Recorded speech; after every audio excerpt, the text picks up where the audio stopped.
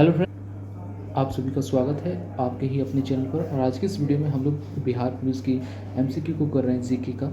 इससे पहले भी हमने एक क्लास दे चुका है और इस सेकंड क्लास को हम लोग कर रहे हैं। उम्मीद करता हूं कि आप सभी इसको देखेंगे और चीज़ों को अच्छे से समझेंगे। ये हमारा क्लास नंबर 2 है और बहुत सारी चीज़ें यहाँ पे देखने को मिलेगी। साथ ही साथ इस वीडियो के अंत में इस बुक के बारे में डिटेल में बताऊँगा। मैंने 10 क्वेश्चन तक करा दिया था, अब 11 क्वेश्चन से यहाँ पे शुरुआत करते हैं। आज का जो पहला क्वेश्चन 11 का वो ये है कि निम्नलिखित में से आप सभी को मिलान करना है। यहाँ पे सूची दिया हुआ है सूची 2, यहाँ पे सूची 1 को सूची 2 से मिलान करना है। सबसे पहले यहाँ पे बोला गया कि उगते सूरज की भूमि को,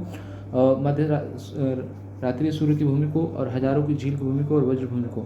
मतलब ये सब चीज़ें जो कहाँ पाई जाती है, तो जैसे सूची 2 में आप देखोगे तो कोरिया है, फिनलैंड है, जापान है, नॉर्वे है, भूटान है। तो यहाँ पे आप सभी का जो करेक्ट आंसर होगा वो क्या होगा, तो देखिए आप सभी को मैं बताते चलूँ कि आप लोग इस चीज़ को ध्यान दो अच्छे से। उगते सूर्य की जो भूमि को जो है ना, वो क्या बोलते हैं, तो वो हमारा चला जाता है कहाँ, जापान में। ठीक, उसके बाद आपका मध्य रात्रि सूर्य की जो भूमि है वो कहाँ चला जाता है, तो वो चला जाता है भूटान में। ठीक, भूटान में चला गया। उसके बाद आपका जो ये है आपका, है ना, हजारों झील की भूमि को हम लोग क्या करते हैं, तो इसको फिनलैंड बोलते हैं, और वज्र भूमि को हम लोग कोरिया बोलते हैं। तो इस क्वेश्चन का जो राइट आंसर हो जाएगा ऑप्शन नंबर डी हो जाएगा, है ना। इस तरह से आप सभी को मिलान करना है इस क्वेश्चन में, मतलब कौन सी जगह को कहाँ पे पाया जाता है याद रखना है। भारत का संविधान जो है भारत को कैसे वर्णित करता है, तो जो भारत का जो संविधान है भारत को कैसे डिनोट करता है, तो वो डिनोट करवाता है राज्यों का संघ जैसे, यानी कि राज्यों का संघ जैसे भारत का संविधान भारत को वर्णित कराता है। अगला है कि सूचना का अधिकार अधिनियम किस वर्ष लागू किया गया था। जो सूचना का अधिकार आया था वो कौन से वर्ष में लागू किया गया था, ये है आज का सवाल। आप लोग बताइए, एमसीक्यू चल रहा है ये, ठीक है ना। तो सूचना का जो अधिकार है, जो ये अधिनियम जो है वो कौन से ईयर में लागू किया गया, तो हम सभी जानते हैं कि 15 जून 2005 को ये चीज़ को लागू किया गया था। आप लोग याद रखिएगा।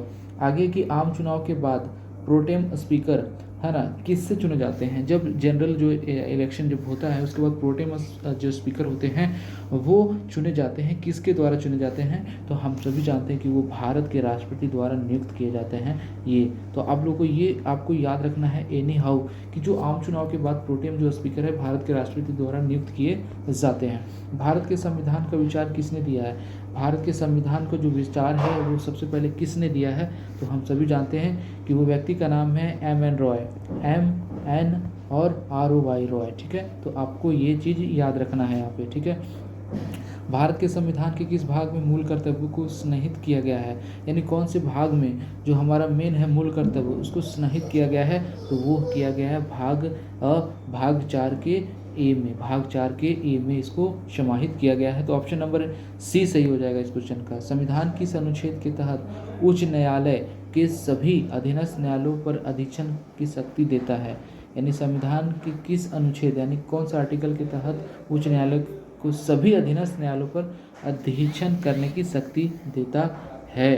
तो आप सभी जानते हैं कि ये जो शक्ति मिलता है ये आर्टिकल 277 से। ठीक है, आर्टिकल 277 आपका राइट आंसर बन जाएगा। अगला है कि राज्यसभा के सदस्यों का चुनाव किसके द्वारा किया जाता है। आप सभी पता है राज्यसभा, लोकसभा।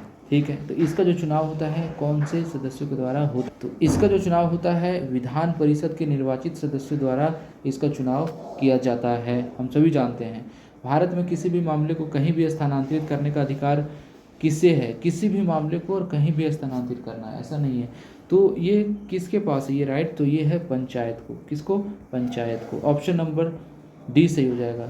स्थानीय सरकार के अवगुण क्या हैं, जो स्थानीय सरकार है उसके अवगुण क्या हैं, तो उसके अवगुण क्या हैं, तो ये है ग्राम सभा के चुनाव नियमित रूप से नहीं होते, कई राज्य सरकारों के महत्वपूर्ण शक्तियाँ स्थानीय सरकारों को स्थानांतरित नहीं किया जाता है, स्थानीय सरकार के पास पर्याप्त संसाधनों की कमी है। तो ये सभी बातें सही, इसलिए right answer option number D हो जाएगा। सभी बातें को सही कहा गया है। अब आगे बात करते हैं, ये है आपका बिहार पुलिस का जो बुक है, काफ़ी लेटेस्ट बुक निकाला गया है चकचू पब्लिकेशन का, जिसमें बहुत सारी चीज़ें आपको मिलती है। 100% इसमें गारंटेड के साथ सिलेबस है, 7 जो सॉल्व पेपर है, 24-50 बहुविकल्प प्रश्न सॉल्व सोल्यूशन के साथ है, 20 प्रैक्टिस सेट भी दिया है। इस बुक का जो कार्यालय है आपका रजिस्टर वो आपका यहाँ पे मेंशन है। साथ ही साथ इस बुक का जो मेन जो इम्पोर्टेंट है, आप इस नंबर पर कूपन से रिलेटेड, है ना, अपना फीडबैक सभी कुछ इस पे दे सकते हो। साथ ही साथ इसका प्रैक्टिस सेट भी आता है, आप उसको भी परचेज़ कर सकते हो। इसको खरीदने का जो लिंक है डिस्क्रिप्शन बॉक्स में दिया हुआ है, आप वहाँ से परचेज़ कर सकते हो। वीडियो कैसी लगी ये आप हमें ज़रूर बताइए, और क्लास में इसमें MCQ में आपने कितने सही किए वो ज़रूर हमें बताइए, और चैनल को आपने सब्सक्राइब किया नहीं है तो आप ज़रूर सब्सक्राइब कीजिए।